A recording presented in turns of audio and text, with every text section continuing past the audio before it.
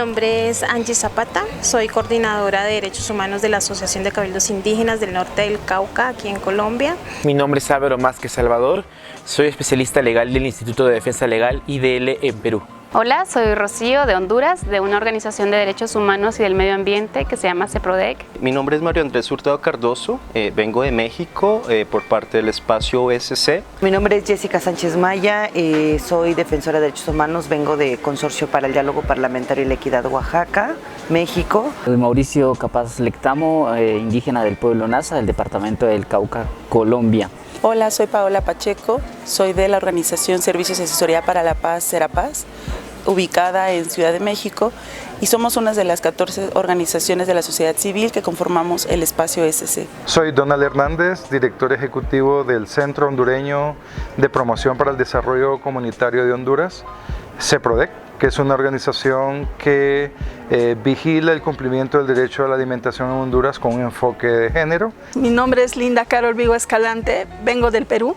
Trabajo con 3 organizaciones. La primera es la Comisión de Derechos Humanos de Pucallpa, que es miembro de la Coordinadora Nacional de Derechos Humanos. También trabajo con el Consejo Shipibo Cónibo Xetebo de la Nación Shipiba, para Shipibo Cónibo Center, y también trabajo con la Federación de Comunidades Nativas de Lucayali, que tiene 35 comunidades indígenas como afiliadas y que trabaja conjuntamente con Forest People Program y el IDL, el Instituto de Defensa Legal de Lima.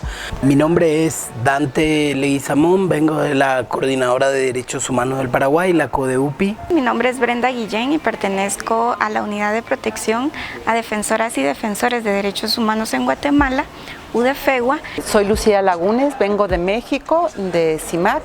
Mi nombre es Astrid Torres, coordinadora del programa Somos Defensores, un programa de la sociedad civil que hace 25 años exige garantías para la labor de las y los defensores de derechos humanos, líderes y lideresas en Colombia. Nos encontramos aquí en Bogotá en el Encuentro Regional de Políticas Públicas y de Metodologías de Investigación.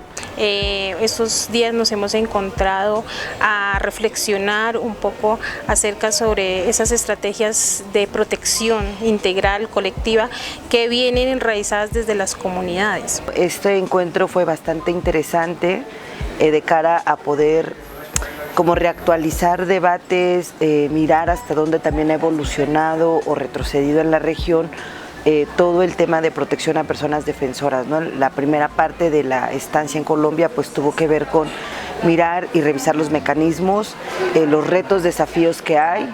Bueno, entre los retos que identificamos en este evento internacional es cómo acercar a los defensores de derechos humanos a todo ese marco institucional y normativo de protocolos y metodologías que hay en la defensa de sus labores.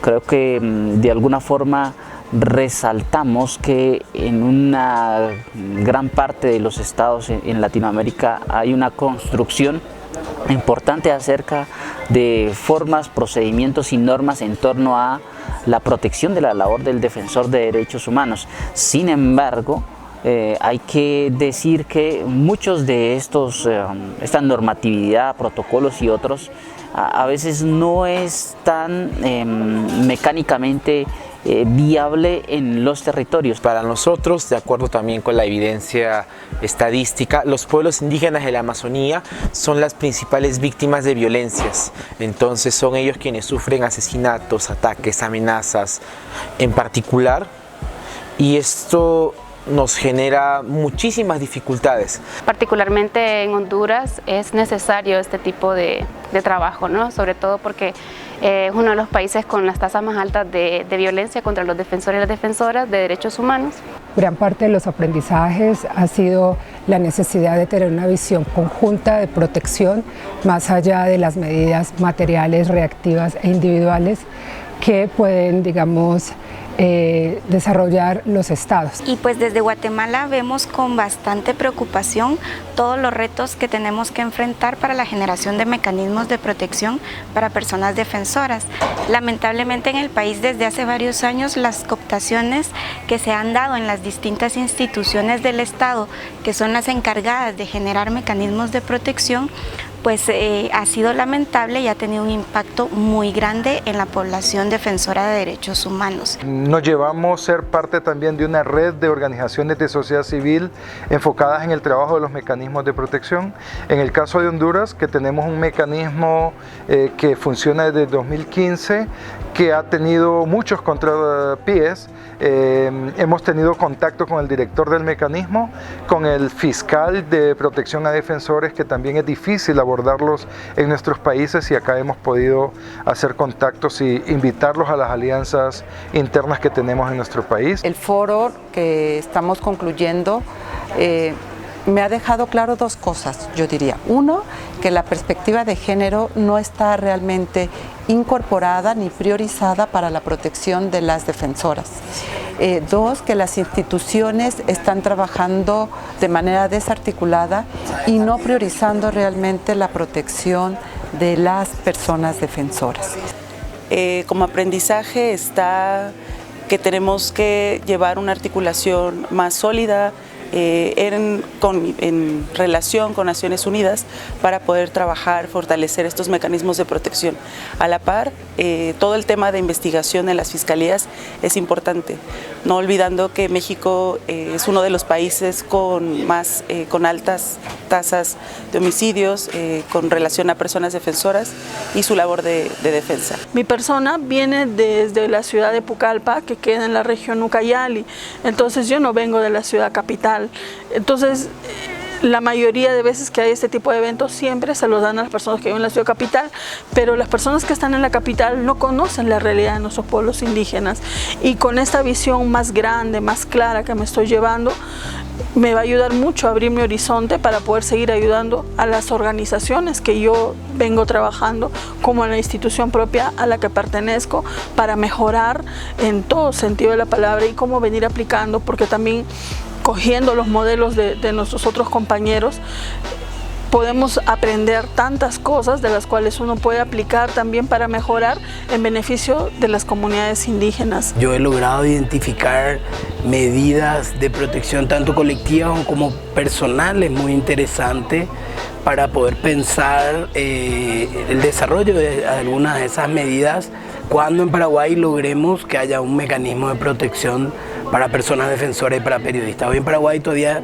no existe, pero estos encuentros nos sirven para justamente conocer y entender las cosas que han funcionado y las cosas que no han funcionado en los distintos países de Latinoamérica.